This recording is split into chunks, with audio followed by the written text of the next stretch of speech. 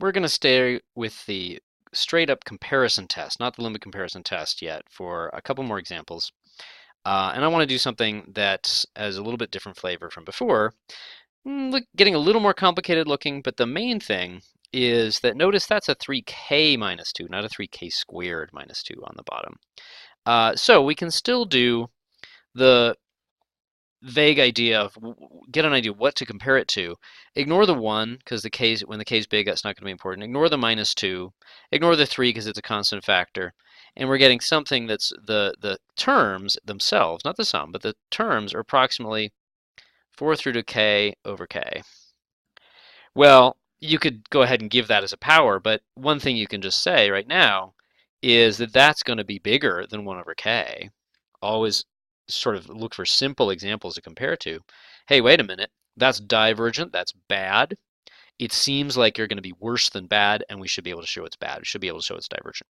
So again, you want to get that vague sort of see the pants approach to get an idea of what do you think it's doing, diverging or converging.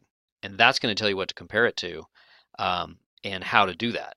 And otherwise, you might end up wasting a lot of time. So we want to know, so we're going to compare it to 1 over k. Or wait a minute, the 3 there, that's going to help this a little bit, but again, only by a constant factor. So we can always compare to one of our standard examples multiplied or divided by a constant factor. Okay, that's still divergent. It's just 1/3 of the harmonic series. It's still divergent. So we can compare it to that guy. That's totally legal. Okay, and now it's pretty easy. 3k minus 2 is definitely smaller than 3k.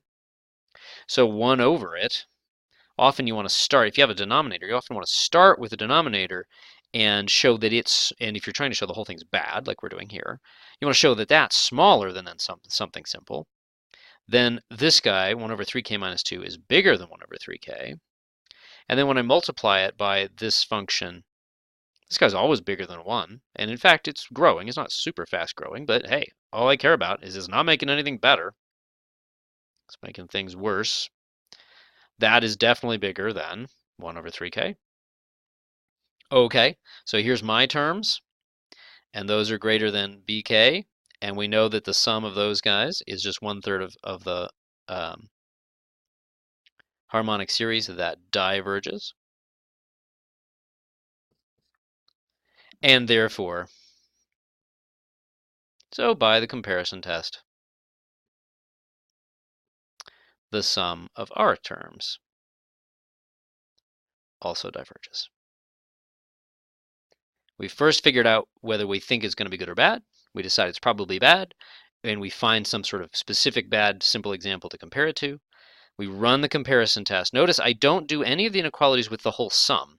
And if you've seen what I talked about in the similar examples with with improper integrals, it's the same deal. You run the comparison on the individual terms, and then the only place where you actually talk about the whole series is in the conclusion.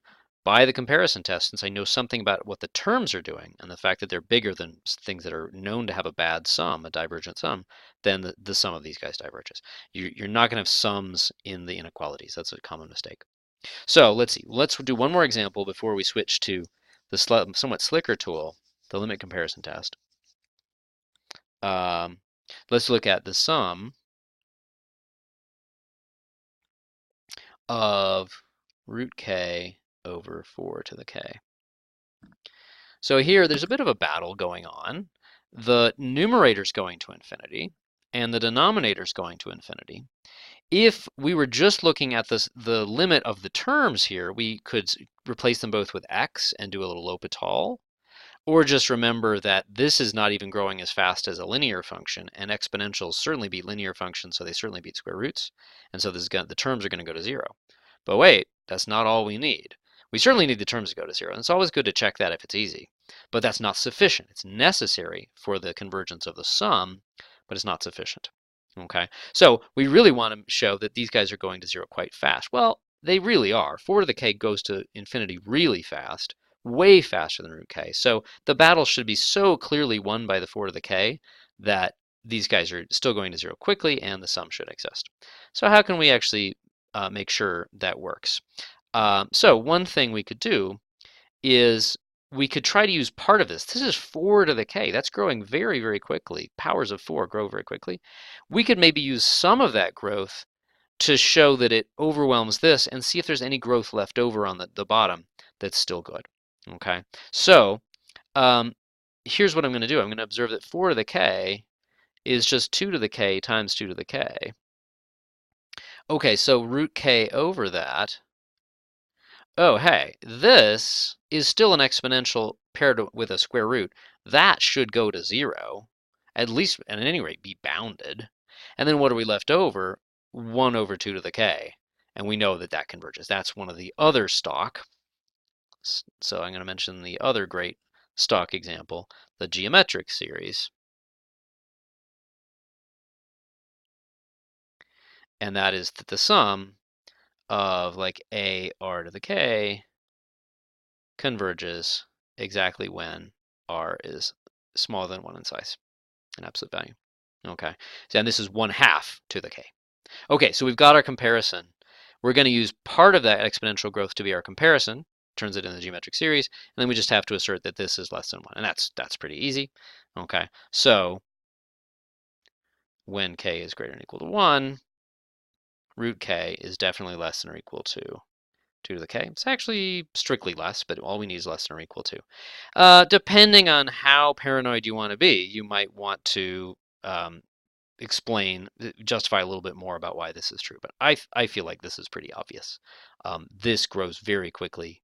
I mean, really, you could say we know that the square root of a number bigger than 1 is less than the number itself. And then this is definitely a fairly obvious fact. Okay, I'm not going to belabor that point. Okay, so that means that the ratio is less than or equal to 1. And so when I multiply that in times 1 over 2 to the k, that's less than or equal to 1 over 2 to the k.